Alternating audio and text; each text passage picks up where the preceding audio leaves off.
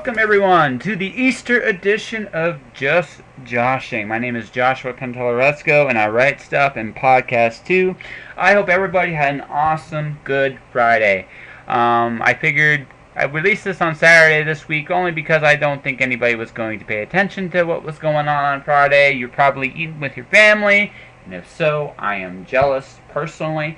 My family's 3,000 miles away, so the people I really want to hang out with, I don't really get the chance to this time of year, but that is life, and I'm not going to cry about what life gives you.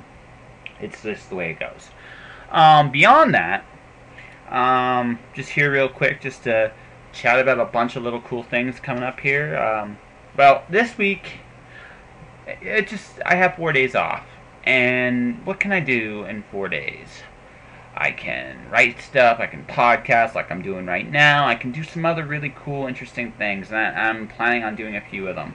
I've already done, today I wrote 2,000 words. Thursday I wrote approximately, actually I didn't write, I'm sorry, I interviewed 2 people, postponed my third one will be interviewed on Tuesday. My interviews were Simon Rose, who's going to be my first written interview in the year.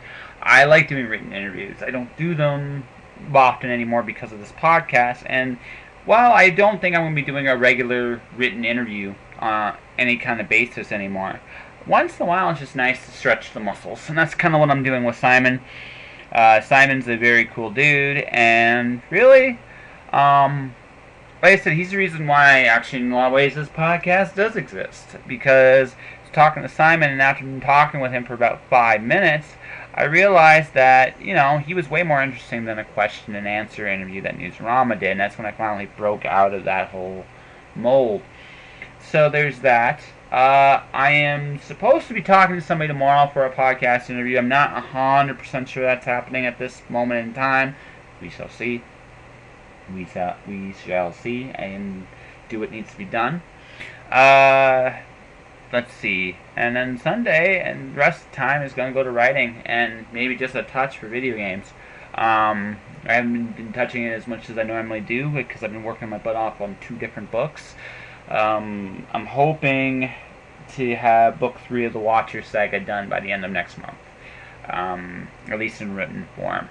This is a different challenge in the sense that I know where this is going. Like, I don't really, like for me, it's not really a surprise where this is going to go. Like, I know it only can go one way at this point. So I have to make sure it happens and I give the characters the right ending. And I know kind of how it's all going to end. I don't know if all of them are going to live or they're going to die. I don't have it quite that detailed out. But I know the big events, and I've been kind of just writing little by little, getting my way to them.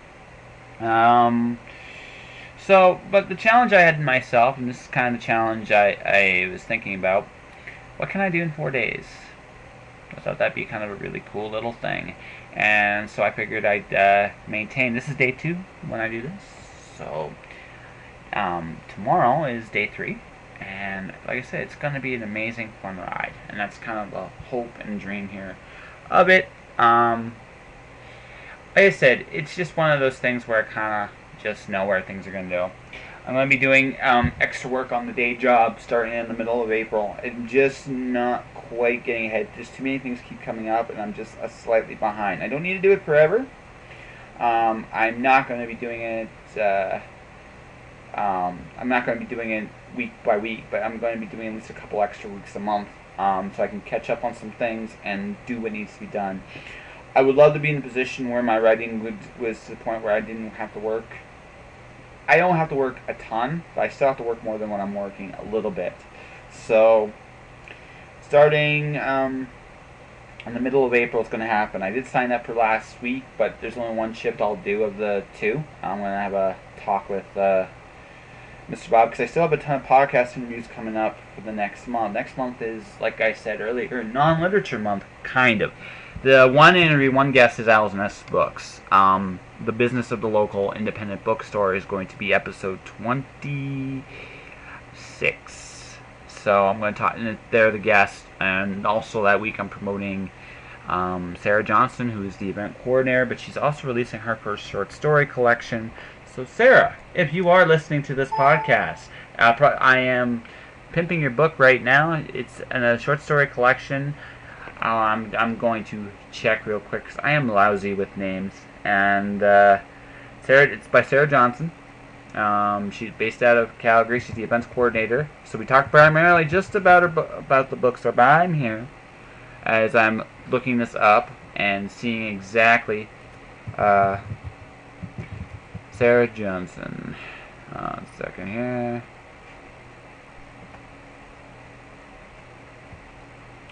One second.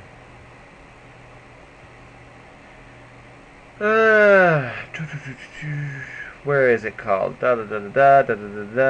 Suicide Stitch, ladies and gentlemen. That's what it's called. Suicide Stitch, 11 stories. Sarah L. Johnson. It will be available. It's available now. You can order it on Amazon. She's doing her own book launch, literally April 14th, 7 p.m. I will be there. I will be demanding that she defaces her own book at some point there. I like good short stories. I've been reading more of them in the last little bit. Good short story writers I've been reading. Charles Lent's really good. Randy McCharles is fantastic. I love his novel style thing. I like Robert Sawyer is always solid when he does a short story.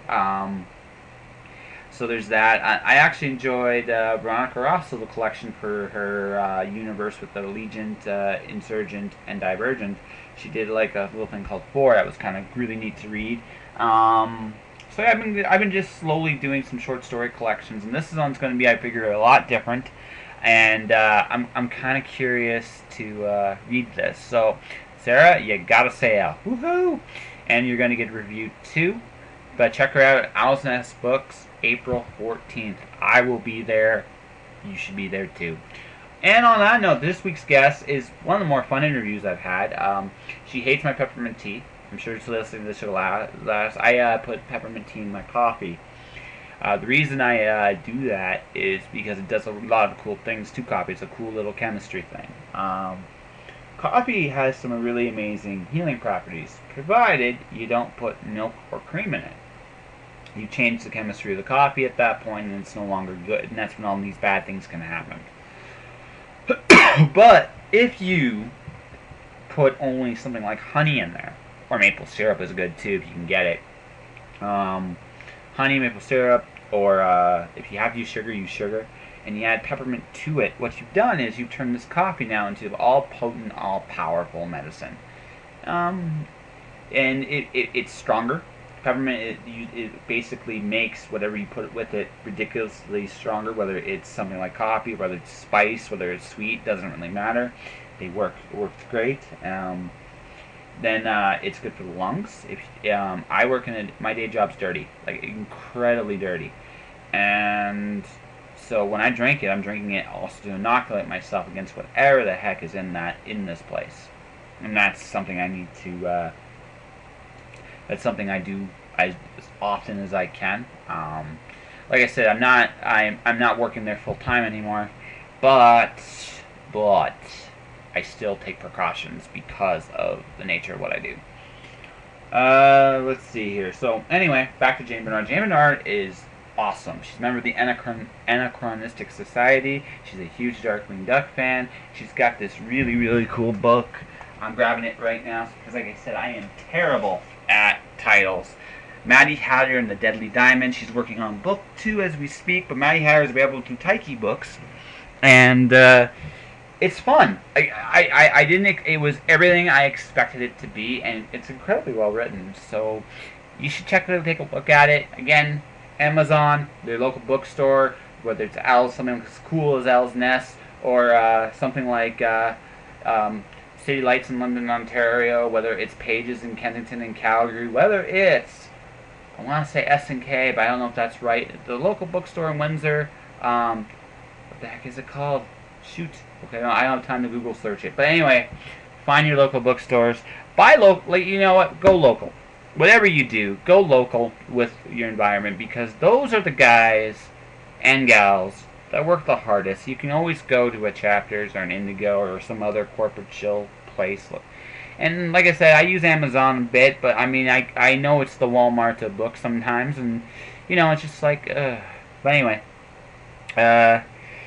Jayne Barnard does some amazing stuff, and you should check her out. And all right, we are off and running. We're gonna go right to the interview right now. As soon as you hear my famous little thing from my local sponsor, which at this point is still me. Tired of buying t-shirts, coffee cups, and other memorabilia that all podcasts seem to have? I sincerely hope not, because I'm jumping aboard this gravy train right now. That's right. You can be the proud owner of a Just Joshing t-shirt, photographic print, and coffee cup at my Redbubble store.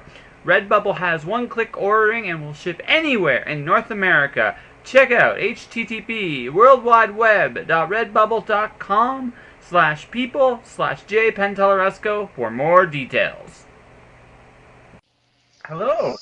Hello, Josh. How you doing, Jane? Oh, wow, it's been kind of chaos around here. So what, okay, I'm just gonna let you know right now we are officially recording. I got one of those i3 Skype recorder thingamaboobies going, so that you know that way if whatever you say, just you know, it's just there. I don't feel like lying or misleading anybody, so. All right, I assume you'll edit a bit for the best. It depends. I almost said the last one I did, but I actually thought that the errors in there actually made it a more human conversation. So by and large, if there's something we get to, you don't want to talk about, it will mysteriously disappear. I'll come up with some like sound effect. It'll be like, you know, like maybe a squeak, maybe one of those Looney Tunes da kind of deals. I don't know. Like, you know, I'll come up with something.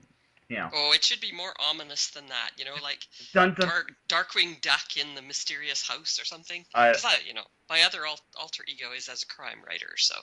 Well, that's true, but I love Darkwing Duck. That is, I already like you. I think we've talked officially for a minute now, and I already like you. Yeah, so. It's that bonding, right? I mean, yeah. We get over TV shows. No, totally. So, and for those of you listening, it is at my time currently 2:00 in the morning, and it is probably what 1 over there. It is 1:12 a.m. on Vancouver Island. Nice. Whereabouts are you on the island? I'm in Comox. I'm about 2 blocks up from the waterfront, and on a peninsula that sticks out into the Strait of Georgia. I'm very jealous right now. I'm not gonna lie. I'm in Calgary, and you're in this pretty place. What am I doing? I hear it snowed in Calgary today. It did, although not very seriously. Saturday is when we are going to get the wonderful weather that we know and love about Calgary. Fortunately, I don't have to work that. I'm likely not working that day. I am probably going to be sitting at home and playing video games or doing something, you know, writers do for constructive purposes. Yeah. Yeah. Sure. So, anyway, I came across your book literally 2 months ago, actually in Edmonton. Margaret was there. Uh-huh. I looked at the book, and I said to myself as I skimmed furiously through it, that this is awesome just based on the title, Maddie Hatter and the Deadly Diamond. It's like, okay, she's an Alice in Wonderland fan, and I look in the back, it's steampunk. Awesome! Yes, steampunk and Alice in Wonderland are both kind of fantastical and go really well together. Yeah, they really do. So, what was the inspiration? Were you a big fan of both, or were you just, you know? Oh, well, yes, I am a steampunk, I confess. I went to my first big SteamCon, gosh, 5 years ago now. Oh, Jesus. Yeah, and I have probably almost as many good steampunk outfits as I have regular good clothes. Like I said, I like you. I don't know you very long, but I like you. We have a whole room in our house dedicated to, you know, wardrobe.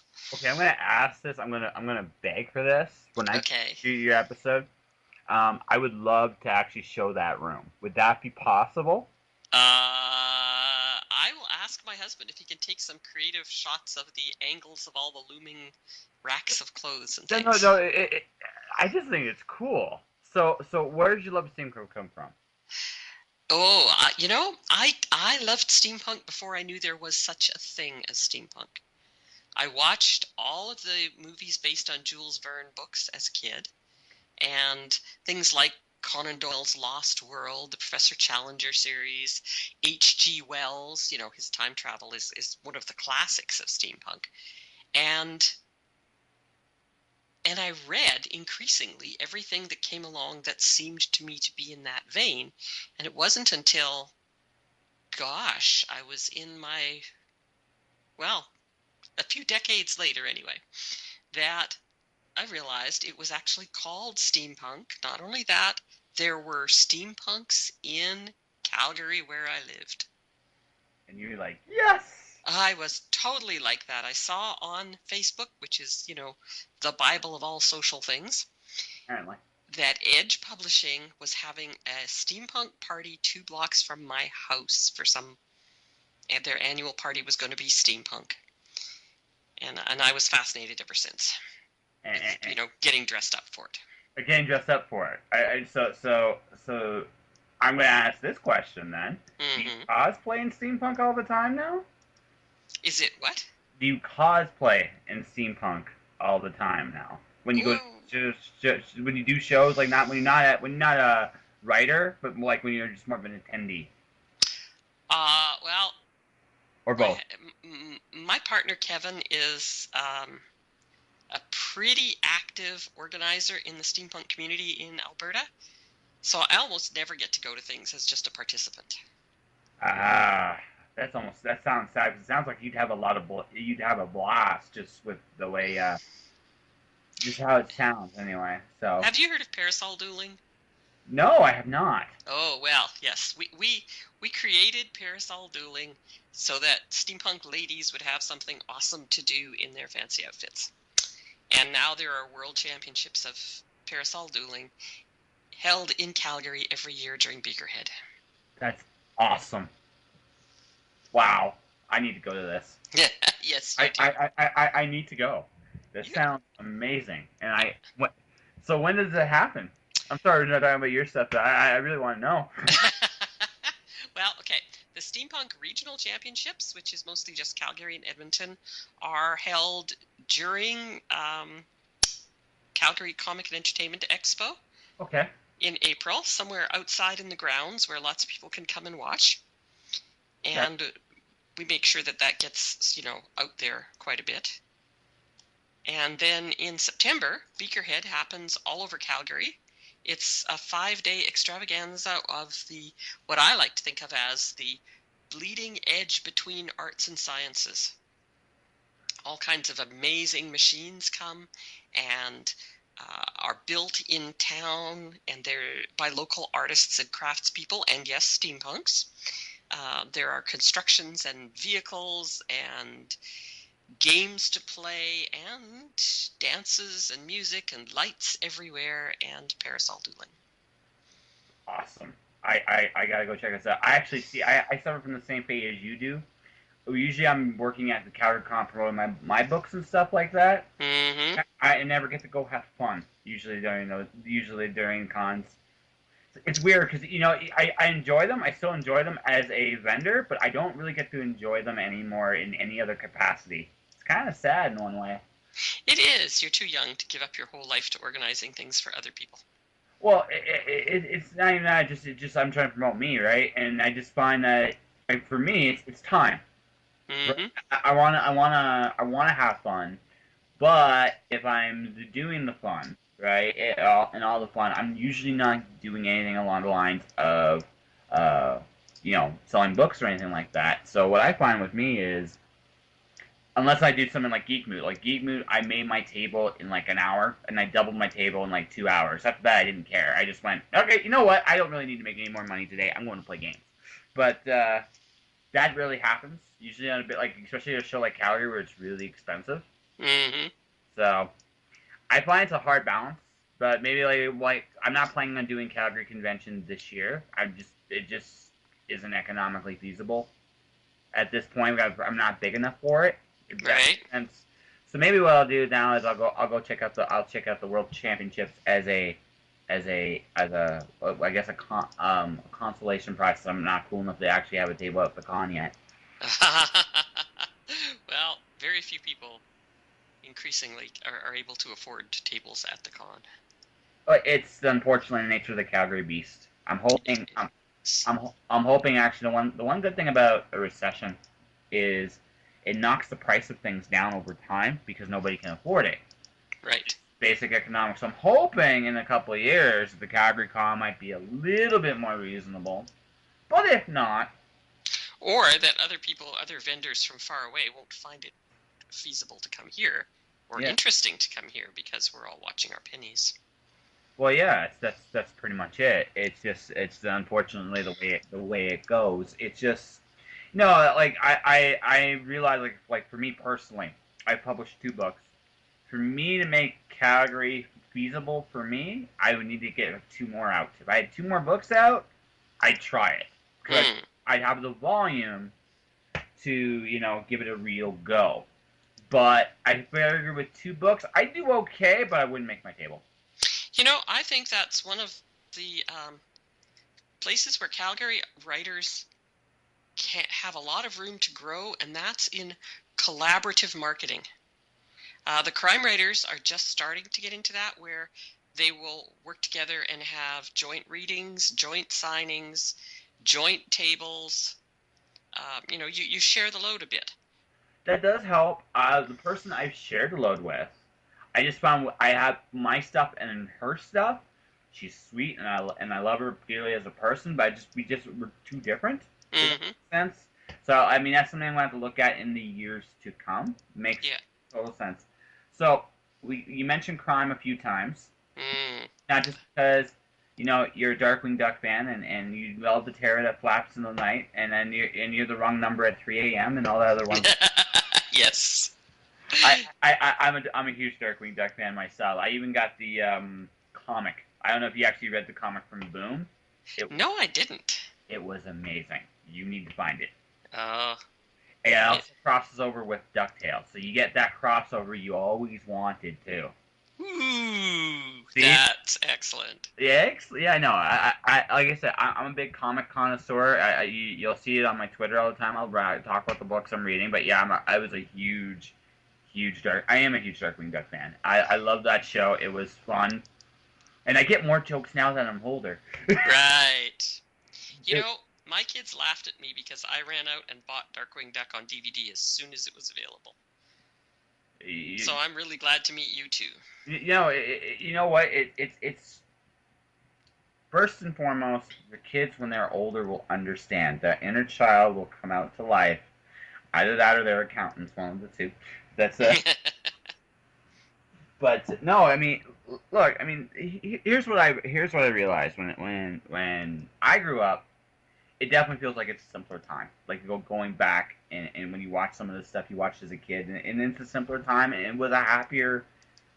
I guess a happier place is maybe not quite the right thing, but that experience is definitely worth repeating. And like I said, you weren't a kid when Darkwing Duck came out. It definitely appealed to adults too, right? Mm-hmm. I've met a million Metalfoots. I really have, and they frighten me as much as they frighten Drake Mallard. Right. But I am a huge fan. But I will say this: Darkwing Duck was ahead of its time. They made geeks cool way before anybody else did, which was really really good. Loved Honker, loved Goslin. That was a really fun thing. But anyways, I'm sorry. I'm waxing about Darkwing Duck when I should be waxing about your stuff a little bit more. Okay, so let's go back to crime. You said you found the book in Edmonton. I assume at the Edmonton Expo? No, the small one, pure on spec. On spec. Oh, okay. I went at the last minute. Actually, I liked the con. It was a little small. I think and if anybody from that con is listening to this, I loved your show. You need to advertise it more because it really is a good show. But yeah, I was looking. Okay. I like your publisher. Like Margaret's a really cool person. Mm-hmm. Looking at getting a couple times I've gone to the show. It's like I have been meaning to get books from you, so I need to find stuff. So I came across your book and I'm like, this looks awesome. And I read back. It's like I said, it's steampunk. How can this go wrong? Now I haven't read as much of it as I'd like to so far, but I like it. I like the 3 or 4 pages I've read so far. I'm enjoying it. So Thank you very much. Well, I'm glad you're enjoying it. Yes. Is this your first book? Yeah, I've been, as I said at my launch in October at Owl's Nest Books in Calgary, which is a great local supporter of local artists, writers, I mean. 25 years ago, I won an award for the first short story I ever submitted anywhere. That's awesome. What'd you win? And I have been writing short fiction, and then latterly crime short fiction. And then a few years ago, I was talking to Margaret about a marriage of steampunk and crime, and we kicked it around enough that she said, well, if you write me one, I will publish it. And I said, all right. Maddie Hatter and the Deadly Diamond is the result. Nice. So this is the first book in the series? I'm assuming this is going to be more. Yes, we've just agreed the outline for the second book. Excellent. And when I say agreed the outline, I think we both understand it's like Pirates of the Caribbean. They're more like guidelines, really. It's okay. I'm working on a steampunk story right now myself. I think steampunk Santa Claus. Steampunk Santa Claus. Oh, yeah. Yes. I wanted to ask you more about that. Okay, go ahead. Ask me if you really want to. This is you can hijack this and interview me as well. Well, you see, the problem is I have 2 laptops and an iPad, and the laptop with Facebook open on it where we had the discussion starting about your steampunk Santa Claus is in another room. Oh, okay. So I can't go look. So you have to start from scratch and tell me fresh. My idea was, okay, well, what is Santa Claus ultimately? So this goes back to like me when I was a kid. My dad was a truck driver. Mm-hmm. And I was able to go on road trips with my dad. Good, bad, and indifferent. I was able to go. I got to see a lot of cool places at a very young age. And I'm thinking, well, it would be kind of cool if we took Santa Claus. And before he became Santa Claus, what if he was kind of like an officer in like an empire, like when he flies an airship? We'll call it conveniently the Rudolph. And it does glow red. And they literally do a cargo run at Christmas that benefits children. This particular story, though, he gets delivered an evil mechanical part. And he's supposed to deliver it to the city of New York. He's in Los Angeles, right? My version of Los Angeles, a very steampunky Los Angeles, right? Mm-hmm. He has to go to New York to deliver it to Emperor Ebenezer. Ooh. And I think you get who that really is. Mm-hmm. Yes. And along the way, they have to fight the Technomancer Claus and his reindeer gang. Dasher and Dancer and Prancer and Vixen, Connor and Cupid and Donner and Blitzen. They're all there, but they're pirates. And I wanted to, and see, for me, I combined my love of going on the road and doing road trips with like what's going on today with sometimes you look at the news, you look at everything that's going on, and you kind of wonder who the good guys and the bad guys are anymore. Mm-hmm. And I've come to the conclusion that there's no good guys. This is just about that people exploiting other people, and that's why Ebenezer is my little emperor, because he encapsulates that perfectly, right? Mm-hmm. And so it's like, so you look at that and you think to yourself, in a world where the bad guys maybe have a good reason to be a bad guy. I'm not going to get into the full specifics beyond that, but there's a reason Claus wants that heart. There's a reason that Nicholas, who is Captain Nicholas, right, signed to deliver it. And I'm not necessarily saying that at the start of the story, at the very least, that Captain Nicholas and Claus are doing things for the right reasons, right? And that's where I'll leave it in terms of spoilers. But as you can see, I think I have a pretty cool idea. Mm-hmm. Yeah, and it's gonna be fun. Lots of airships. I even figured out a way that see, I love okay, I don't know if you're a video game person at all. I love the Final Fantasy VI airship. Okay, and I just it's a very classic steampunk kind of design, and I just dig the whole idea that it's like literally a sailing ship in the sky, right, with engines and rotors, and I'm like, how could I make that work today? I'm like, if I could use technology today back then, how would that work? So I think I came up with a pretty neat idea for that, and so yeah, Sky Pirates, and looking at the world in ways of like I said, reimagining the United States in a different light. And I do promise there is a zone where there's a Ghost of Christmas Past, Christmas Present, and Christmas Future as well. Hmm. Yeah. Yeah, So, I really like mashups of the classic stories and the best that your imagination can produce.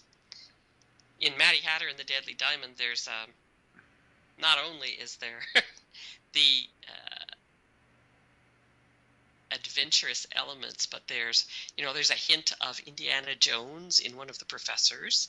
There's a little bit based on the mystery game Clue, which I don't know if you've played that in any of its incarnations. Yeah, I love that game. It's fun. And one of the sleuths is based on a very famous Belgian detective.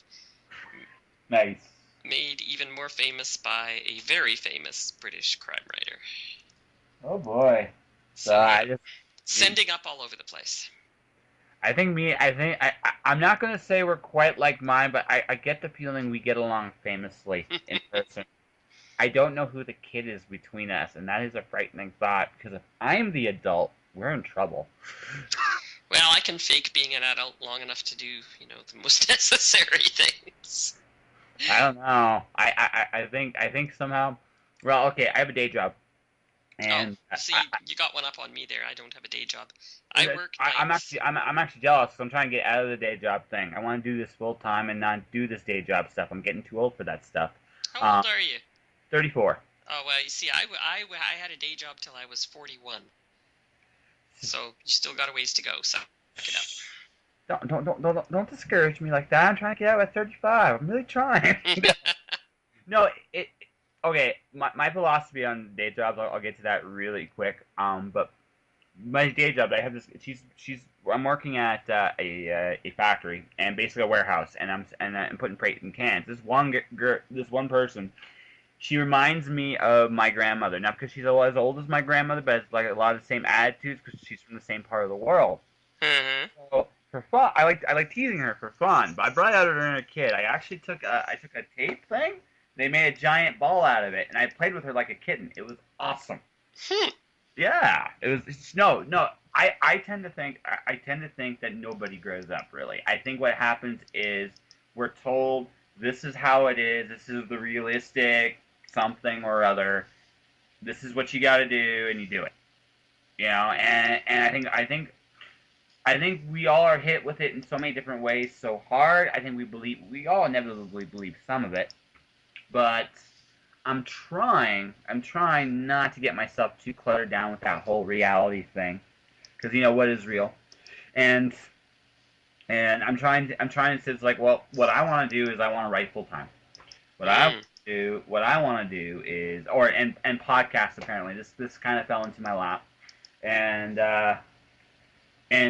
just do creative things and use those creative things to just buy my groceries. I'm good with that. This gives me way more satisfaction than working for somebody ever does. I like the paycheck, but really, if I can get my paycheck on my own, that's even better. Yep. But so I think you're ahead of me, actually. Well, I'm a big fan of play, and I got to play through my second university degree because I took a theater degree. Nice. And one entire class was running up and down the halls in the University of Regina old theater department, leaping into the air so we could try and fly like Peter Pan. That is awesome. That was a whole day's worth of theater school. I want to go to that class. Yeah, I couldn't believe it. I kept going. On the drive home, I kept thinking, they're giving me credit for this. Mm-hmm. They're giving me credit to run around in the halls at school. What's your point? Yeah, exactly. It's really, really not an adult thing to do, but it was honestly some of the most fun time I've ever had in school. I actually think this whole adulting thing, people think that's the term these days, adulting thing. Yeah. I think most of us look at it the wrong way. We have to be responsible for our own actions. When you get right down to it, that's what an adult is. It's someone that can look at their choices, face the consequences of their actions, right, and move on with life. That's an adult. Right. If you can do that, you're an adult. I don't really care how old you are, right? Right. But so if that's the case, then if you decide that you're gonna make your life all about flying like Peter Pan, and you can take care of yourself doing it, more power to you. Hell, Absolutely. yeah, Well, there are always compromises, but you make the compromises you can live with. exactly. No, that always is the way it goes. You don't have. There's no such thing as a perfect world, and actually, I'm okay with it not being a perfect world. Lot to learn, right? Because it is such an imperfect world. But yeah, exactly. What compromises are you willing to make, and what are you willing to do? And like I said, I think my goal next year is well less away from getting a paycheck and more from getting royalties and living on said royalties. Oh, nice. That's my goal. That's my goal next year. Okay. I hit my goal of next year for my work thing 2 months earlier than expected. So I'm like, oh, okay. Let's go for it. And see what happens. Well, I am still quite a ways away from living on royalties. Now that Yeah. the Access Copyright has changed its payout policy to based on the way that the universities are not paying for their fair share of the presumed library usage of materials. So everybody who's been registered with Access Copyright for a while has suddenly lost a big chunk of their income, and that's making a lot of authors unhappy now. Understandable. And unfortunately, we live in a world today where everybody's trying to take money from everybody else too. Yep. Which is that's the nature of the beast. That it is. Yeah. But as professional writers have to be aware of those things and plan accordingly. So. Well, absolutely. But I mean that's all you can do. I mean, look, you can't control. Now, barring a mass protest of some kind or some sort, the only thing you can do is roll the punches and kind of make the best you can with the situation. And if it's untenable for whatever reason, kind of just try something else or do other things. Well, I think that too that's where the role of professional organizations comes in. It's not that writers will ever have a union, but most writers, there's the Science Fiction Writers of America, there's Canadian Crime Writers of Canada, which I have belonged to for many years and have served on the board of. There are lots of professional organizations keeping an eye on all these things so that individual writers don't have to stay on top of it. The organizations will do that for us and, lend us a hand through the rough spots, ease out our learning curve a bit. Yes. Writers Union of Canada is a very equal opportunity organization. They don't care whether you write genre or literary as long as you are working at being a professional about it. Which is all anyone can ask for, really. Exactly. Yeah. Well, so I'm gonna ask this since you got another steampunk book coming out. So you ever gonna do a full crime novel? Yes, actually, I have had unpublished crime novels make it to the top of the English writing world. They've been shortlisted finalists for both the Canadian Crime Writing Award, the Unhanged Arthur, and the Debut Dagger in London. Nice. Yeah, two years ago, I got invited to England for the Crime Writing Awards Dagger Night in London. Got to meet an awful lot of my heroes in the crime writing world all in one room. And although I did not win the top prize out of 450 English-speaking unpublished crime manuscripts, I came in second. And I was like, the validation, we talk about the money and how much money writers don't make, but the validation of the people who are recognized experts in the field that you want to be in is a huge, huge feeling. That's awesome. Yeah. And I'm hoping, in your case, that recognition will eventually lead to not just financial rewards, because you've been rewarded already in some ways, but I hope it just keeps giving you the bigger and better things up the road. Well, yeah, and I'm kind of straddling both worlds now, because there's a strong mystery element in Maddie Hatter and the Deadly Diamond, or it wouldn't be called Maddie Hatter and the Deadly Diamond. Maddie is on a quest that's kind of a marriage between a traditional mystery and a rollicking adventure chasing around the world like Jules Verne's Around the World in 80 Days. Which, by the way, sounded really awesome. That's why I picked it up. So it's like, this sounds fantastic. It hits all my fun strings. So I think we've talked for a really good amount of time already. So let's get to the fun stuff. Let's say Maddie Hatter and Deadly Diamond is published by Tyke and is available everywhere, right? It is available everywhere, on Kindle and Kobo and in paperback. And right now, I'm in my last few days of accepting orders for pre-autographed, personalized books for people to give as Christmas gifts. Nice. I started this because it's my first book, and I was only going to do it for my, best friends. But it seems there's enough interest in Maddie that I've now done 2 post office runs. People That's awesome. asking for personalized books to give as gifts, so that's very exciting. Maddie has been in the top 10 on Amazon Hot New Steampunk in Kindle, and she made #1 on the Calgary bestseller list in her debut week and in print. So yeah, she's had a really good reception. Like I said, I can't wait to read the rest of it, and I'm definitely going to read book 2 when it comes out. And I'm seriously, at some point, I really want to meet you in person. Me and you, we get into all kinds of trouble. And like I said, I think I'm the adult in this situation. That's a frightening thought. All right, so if anyone wants to get a hold of you online, how would they do this? They would look at my Facebook author page, or they would go to www.jaynebarnard.ca. Jayne, Jayne, Barnard, Barnard.ca because I'm a Canadian first. That's cool. Twitter or Instagram or any other wonderful things I should be on here too? Yep, I'm on Twitter. And I do also have, Tumblr and a few other accounts that I don't actually keep up with. But Twitter, Facebook, or my website will find me. At Jayne Barnard at Twitter? Yes. Okay. On that note, I will say this. I think we have a good interview here. Thank you very much for putting up with me. Well, thank you for the opportunity, Josh. Good night. Good night. Like I said, I feel like I would be the adult in this conversation, and, well, that's a frightening thought, actually, now that I think about it, because I really shouldn't be the adult. I still can't get out of childproof things. I'm sure Jayne's smarter than I am, but, maturity, who knows. In all seriousness, folks, her book's amazing. Maddie Hatter and Deadly Diamond is a fantastic read. I can't recommend it enough.